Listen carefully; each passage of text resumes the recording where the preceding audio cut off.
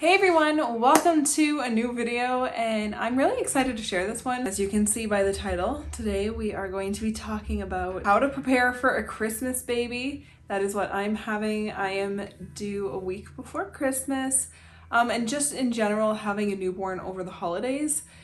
Apparently December is the rarest month to give birth, but I know right now we're having a bit of a December baby boom. So I wanted to talk about all the ways that I am personally getting ready to have a baby at Christmas. It's a very, very busy season, and I wanted to share some tips and things. One, that I've learned as a mom of soon to be 3, and 2, of just having winter babies in general. And 3, I just wanted to give maybe some new moms or some moms that have never had a winter baby some tips and tricks about how to manage the holidays with a brand new baby. All my pregnancy apps are full of baby boards and people talking every day about how stressed they are and worried they are for this season and this time about having a baby at Christmas time. And I think it's more than possible to not just survive the holidays with a newborn baby and having a baby at Christmas, but I truly think you can thrive if you have a little bit of organization and you make sure your backbone is nice and strong. I think it's very possible. So if this is your first time seeing my face, hi, my name is Rainbow, yes for real, and I do videos about motherhood and life and cozy things and homeschooling and all sorts of different things. I really don't have a specific niche, sorry. But Christmas is my jam. I am Mrs. Christmas. Christmas is my favorite holiday. I decorate November 1st. I am Mrs. Claus, and it is my favorite time of year. And the fact that we are having a baby at Christmas, I just couldn't have had it any more perfectly. It's amazing, and I'm so excited. So I feel like I can kind of be your gal on a go-to list on how to prep for this. We can do this, you and me, together. Let's do it. All right, so my number one tip for if you're expecting or you have a newborn over the holidays is be realistic with your expectations. So be realistic with your expectations. One of the biggest ways to set yourself up for failure is by expecting too much out of yourself and out of the situation. And here's where I'm gonna get super honest with you guys. You have to just have reasonable expectations for what it's going to be like at that time. Depending on how far postpartum you are, you're gonna have to accommodate for a lot of just postpartum things. If you're choosing to breastfeed, then you're gonna be learning that, and your baby will be learning. And even somebody like me who has breastfed for years, it's a different experience with each baby. It's a learning curve with each baby. That baby has to learn. You have to almost relearn. You're gonna be really sore. You're gonna be tender. Remember, when we give birth, we have a dinner plate sized space where the placenta was that needs to heal. It takes a lot of time. You're gonna be tired and learning your new schedule. Sleep might not be on a normal or predictable schedule at all yet, especially speaking for somebody like me who's due only a week before Christmas. Just don't overplan your Christmas time where it's going to be really difficult to manage things because of your postpartum. And we're going to get into this a little bit more in a couple points from now. If you have never had a baby yet, if this is your first child that you are expecting, talk to other moms who aren't going to scare you and give you a horror show version of things, but that are willing to be real with you about what postpartum is like, if they remember. Just the fact that you can't use toilet paper for weeks. You have to be using a peri bottle, and if you had a C-section, it's a whole different world of recovery.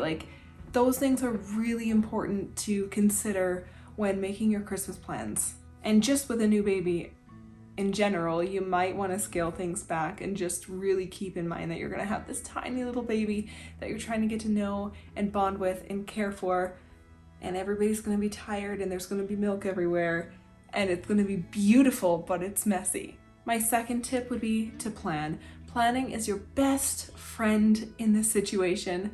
Plan everything in advance. You will thank yourself later. It might seem like a lot of work and a lot of lists and things now, but you will seriously thank yourself when everything is done. You know exactly what is happening, And when the time comes, because birth is unpredictable, you don't know when you're gonna give birth, you feel like you've got everything sorted out. So it's not like you give birth and you're like, oh no, we forgot to buy Christmas presents for these people and now you have to scramble. Definitely plan everything.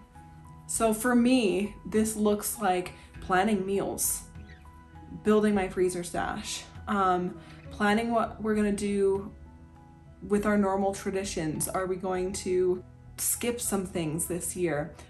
Where's Christmas happening? If you gather with a lot of family, plan that out. Are we doing nothing? Are we doing it normal? Are we making a new plan for that? Buy gifts in advance, plan your budget out. Having a baby at Christmas is a really expensive time, especially if you have other children. For us, it's really, really important that we keep their Christmas normal like they're used to, my older kids, so that bringing this new baby into our family is as flawless as possible. And the holiday is still normal and it's not so disruptive and abrupt feeling.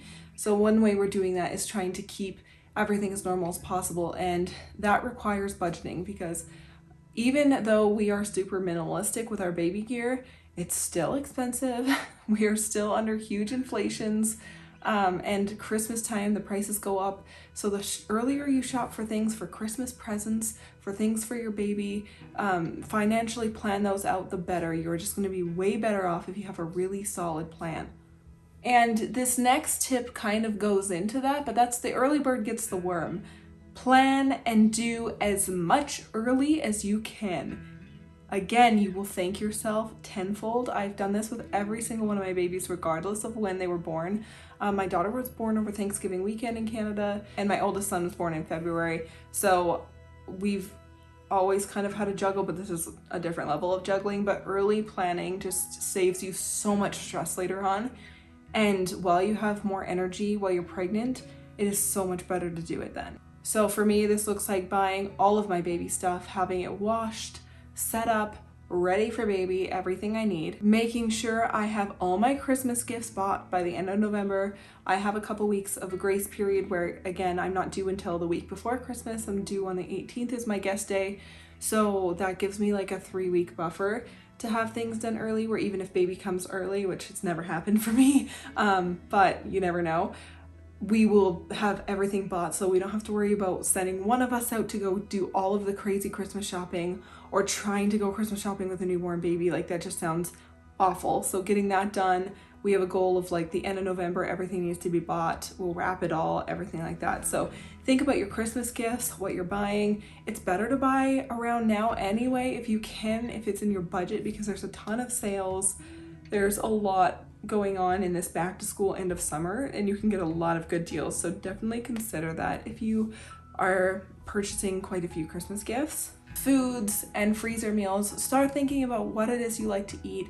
What is it that's going to nourish your body postpartum? And start making lists, start prepping, and maybe consider having some helpers, a friend, family member over sometime, a month and a half before your due date, and fill your freezer with meals. Just have like a big cook day, because that is the hardest thing postpartum, I believe, fully. So this is my third baby. I have helped so many friends postpartum, and one of the biggest things is food. If you have help with food, or food is easier, it just makes things so much smoother, because it is just something that you don't think a lot about, but you desperately are starving and need nutrition, and you need good meals, and your body is craving good quality foods, not crappy frozen boxed foods all the time, and just quick options. They just don't make you feel good postpartum. So I plan to fill my entire freezer with a lot of freezer meals. So what I've done now is I've created a list of recipes and meals that my family enjoys eating. I've really thought outside the box of how I can prep. Some things will just be like chopped and prepped and frozen. That way I can just toss it into a crock pot and turn it on. I'm just starting to think about those things, and then in November I will execute those plans and make all the recipes. And even before, some of them I'm not so sure about, so I'm going to test them out. I'm going to make some pre-made freezer meals and see if our family enjoys them, see how they thaw, see how they reheat after, and just kind of play around with that. So if you have the time, or you can make the time for just meal prepping, that is going to save you so much headache. I can't even tell you how important this food one is. It can be so overlooked, but oh my goodness, just knowing you have just weeks worth of meals that you don't have to worry about, it's just the biggest gift. There is a fellow YouTuber on here that is amazing for freezer meals. If you're looking for a resource, I'm just going to shout her out. Her name is Acre Homestead on here. Look her up. She does huge batch cooking. She's super inspiring, and she does like different things that aren't just all lasagnas and boring typical freezer meals. So if you're looking for some inspiration, definitely go check her out. And if you're not like me and you're really big on like, oh, we can't decorate until this date, this might be the year to bend your rules or your preferences. Maybe you choose not to decorate at all, but this is definitely the year to do it early. Wrap your things, decorate, get your house ready earlier than you would before you're just absolutely exhausted because you're so pregnant and before you have a newborn and it's just too much. So I'm sticking with my normal date of November 1st because I know I'll be ready and have energy then still. But if you usually decorate the 1st or the 15th of December and you are due in December, maybe consider decorating in November, just when you still have some energy, you have some extra help, and you don't have to worry about it. Okay, this might be an unpopular one, or it might be popular, I don't know, but here's my next tip, and I'm just going to be super realistic with you. Stay home. If you really want to go out for Christmas, go for it, but seriously, don't worry about hurting your family's feelings or anything. Like, this is not about anybody else. It is allowed to be about you and your baby and the fact that you have just given birth or are just about to give birth. Do not be worried about staying home. Say no, stay home. This is what we're gonna do. And we don't even have a big family and all our family lives close. We are still staying home for Christmas because this is where I'm gonna be really honest with you. First off, tell people early that you plan to stay home. Make that boundary and stick to it. Start telling people now, your family members, so they have time to be disappointed and they have time to get over it. Because like, it depends on your family, right? Some people may be really chuffed about it and like upset, and some people might not care and be really understanding. Hopefully you have the latter, but that's not always the case in families. So remind them early and let them know, hey, this is too much. We are staying home. We have a brand new baby. I'm gonna be newly postpartum. We're not coming to Christmas this year. We're having a small intimate Christmas with our own little circle, and that's that. Don't be afraid to do that. It's not rude. It's not anything. It's absolutely your right to say, no, I'm gonna stay home. Because here's the thing. I'm thinking about it from my perspective too. If I have my son a week before Christmas and he comes before or on his due date or around, then I cannot fathom going over, even it's like 10 minutes away, to Christmas with our family while I am that newly postpartum. One, you are going to be bleeding for a week or more, like a heavier than normal period. If you are a new mom and you don't know this, or maybe you just like didn't think about this, this is a huge factor. You can't use toilet paper to wipe. You have to use a peri bottle. You are using special pads or perhaps diapers. I will be in diapers because I cannot be bothered with a pad. Your nether regions are going to be tender. Remember that dinner plate comment where like where your placenta is the size of a dinner plate and it just came out of you and now you have a wound the size of a dinner plate in you that needs to heal. And if this is not your first baby, you are going to be having, I'm sorry to say, afterbirth contractions for sometimes days. Sometimes it can last a week. Sometimes it's like 2 or 3 days, but the more babies you have, the more painful that is. It's really, really difficult to go anywhere. Now, postpartum, I'm not trying to scare anybody. Postpartum, I don't find it scary. I think it's a beautiful, wonderful time. If I'm home, if I'm comfortable, if I've got everything I need and nobody is bugging me so that I can just heal and learn my new baby and let my body recover from birth. Your boobs, whether you breastfeed or not, will be leaking like crazy. If you choose not to breastfeed, you might run into issues where you really have to like get that milk to go away, and that can be really painful. If you are breastfeeding, you're gonna have leaky boobs. Your baby is learning to latch, and there is no way, even like a seasoned third-time mom who has breastfed for over 6 years, that baby is still learning. You can't put a cover on while your baby is learning to latch. Like, you just need to be out in the open. Like, I don't even think I wear a shirt for the first week. I'm just being super honest. And now let's go back to like the whole we can't wipe with toilet paper for like a week or more. I don't remember how long it is. And we have to use a peri bottle. And C-section mamas, like, if you have a C-section, it's even more, like, you can't even walk stairs. You need help going up and down. You're in a lot of discomfort. You're taking medications. It's a lot, and the recovery is intense, and it's different levels of intensity for different people for C-sections. I have never had a C-section personally, but I had the honor of being very close with my friend who did recently, and I kind of acted as postpartum doula for her and just helped her family in any way I could with the newborn and immediate postpartum phase. And I just couldn't imagine going anywhere right after a C-section. I can't imagine going anywhere after a vaginal birth, but and then you have to think you might have stitches down there, you might not, but it's still tender. And for me, I'm just thinking, if I go to my in-laws for Christmas, what am I gonna have to bring? A giant tote, have my peri bottle and my warm water and my Epsom salts and my herbs and my things that I need to like just exist every time I go pee over at somebody else's house with a bunch of people there? That just sounds like a freaking nightmare to me. So I am staying the heck home because I want my Christmas to be relaxing. I want my Christmas to be beautiful and fun like it always is, just with the joy of a new baby. And the only way I know I will be able to accomplish that is staying home for the holidays. So definitely consider this one. I know I talked about it a lot. I hope I didn't scare anybody in that.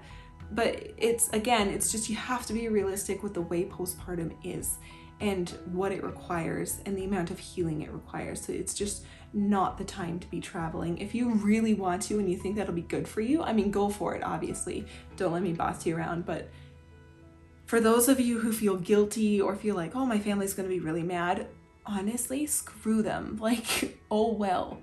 Tell them in advance and in the nicest way possible. Oh well, it's not they don't have a right to be upset with you for doing what's best for you when you've just pushed a baby out of your body. Like, that's so insane, the audacity to be upset, but don't worry about it. Like, don't sweat it, and just hold that boundary. If you don't want to go, don't go. Or have people over either. Do you like, some family is super helpful and some family just like is not at all. So don't be afraid to say no. Nobody's coming in the house either. And going into my next point, it is totally okay and acceptable to say no. Do not be afraid.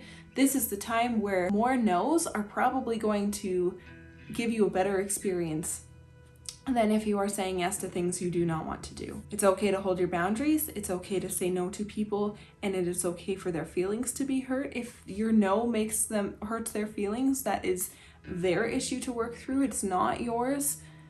Nobody's saying that this needs to be a rude experience or you have to be mean with anybody, but don't be afraid to hold firm boundaries for any family or friends that are not respecting those limits. Because as much as I love the people in my life, the last thing I would want is a house full of company or expectations to be going somewhere else when I have a brand new baby and I am recently postpartum. It just doesn't sound good at all. And I think, again, talking to other moms, reading through these boards, I think a lot of people are feeling that same way. So definitely know it is perfectly fine to say no. You can do it. Say no to the things you don't want to do. And a good way to do this is to set your boundaries in advance. We talked about that, but set your boundaries for your visitors in advance. Let everybody know what you expect and what the rules will be. So let's not forget, we are having a newborn baby at Christmas time, which means in the middle of winter which means it's germy season, it's naturally cold and flu season. That is something to seriously consider too.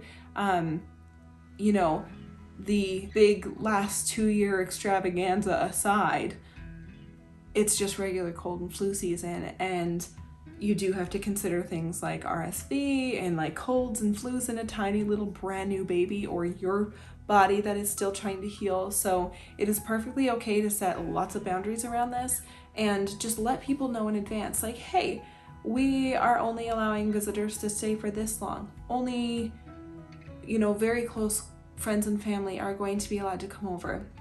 If people come over, or maybe it's nobody's allowed to come over for the first 2 weeks, we will come visit you when we're ready.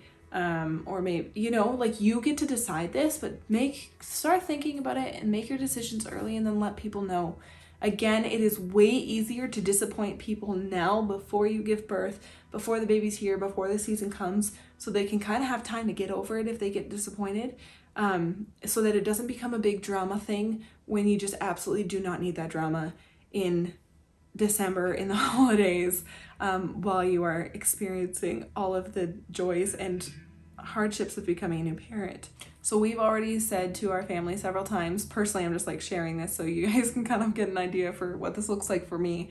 We will continue to tell our family and remind them, but we've told our family that we will not be coming to Christmas, we will not be attending Christmases, we will not be going anywhere, we will not be dragging our baby around. We are going to be communicating kind of our boundaries for after birth. We have a really small family, thankfully, but we're just going to reiterate that everybody needs to be incredibly respectful about germ sharing. Big C word aside, it's just cold and flu season. I don't want my baby catching RSV in its first 2 weeks of life, a cold or a flu or anything that's just miserable. So our plan is to keep visitors short and sweet. I have a couple of people that I'm comfortable having over for maybe a little bit longer, but there are definitely, I'm just not going to entertain the world at that time. We're all going to be tired. My big kids are going to be adjusting. It's just that we need to do this as a family. So for me, it does look like staying home for Christmas, and gifts can be dropped off for my bigger kids if they want, or we can just do our own things and that's okay. Or we're making solutions, but we're talking about it now so that if there's a suggestion or a solution that could be come up with that makes everybody happy and we're comfortable with, then we're okay with saying yes to that. But setting these things in advance will just save you so much stress. I know it feels so stressful to do that in general, to set a boundary with people and to be like, hey, this is what we expect. But again, I would rather people be mad at me now and be over it by the time the baby comes than to not have those boundaries in place at all. But in saying all that, please say yes to people's help and generosity if you want it. People, especially around Christmas time, I find are so much more generous naturally. But if people are offering you help, meals, you maybe childcare support while you are in this brand new postpartum period, do not be afraid to say yes if that's something that's comfortable for you. Again, if you're having a baby around Christmas time, people might just be more inclined to be very generous. They might be dropping off meals. You might get a call, hey, I don't intend to come in. I've already gotten some people talking to me about that. I won't even come in. I'm not going to knock on your door. Is it okay if I drop meals off? Is it okay if I drop stuff off on your door? Is it okay if I do this? Can I send you a voucher? Can I do this for your family? Don't be afraid to accept that help because it will be so helpful.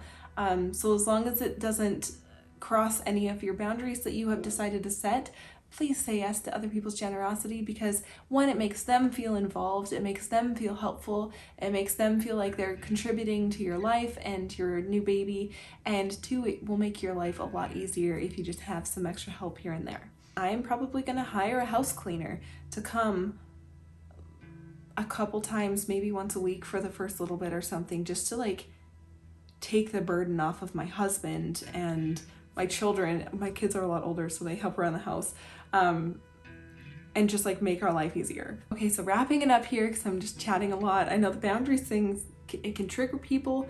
Some people just I feel like sometimes we need to hear that, that it's okay to say no.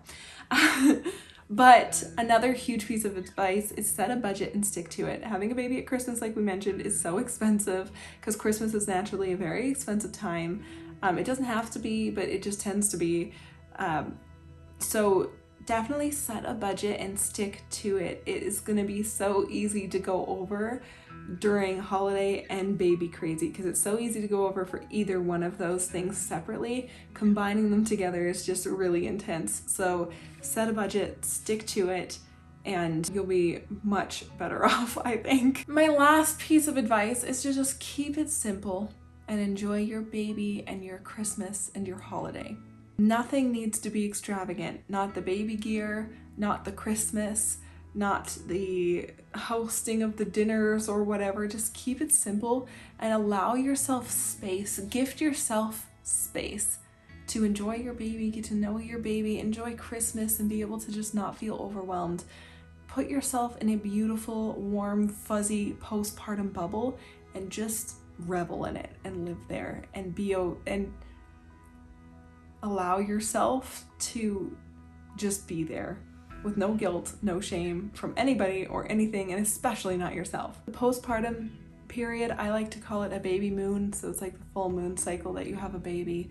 It's like your baby month, like those precious brand new baby moments with your family where you guys are bonding and learning each other can be such a beautiful time. And then combined with the holidays and the coziness and all the delicious food, it has the potential to be just the best time to have a baby. So yeah, my biggest piece of advice would just be keep it simple and allow yourself to just revel in that bubble. Don't let things bother you. Have things prepped beforehand so you can enjoy that little Christmas bubble, and just really enjoy this time and embrace the hectic, cozy, messy, beautiful nature of having a baby at Christmas time. All right, you guys, I hope this was helpful. I hope this helped somebody. I hope it came across okay. I know how the things that being pregnant myself and being due in December, I know a lot of the things that can come up in your mind and kind of be worries or things you think about. So I really hope this helps someone out there, or if you have just a newborn over the holidays, hopefully this was helpful. If you have already had a newborn over the holidays or have had a December baby and you want to chime in any of your tips that was really helpful for you, or something you wish you did, or something, you know, like if it didn't go the way you had hoped, what would you have done differently? But if you want to share for other people and me as well in the comments down below, please do that. I love when our community comes together and chats and just shares advice. It is so helpful. So thank you so much for watching, and we will see you in my next video. Bye!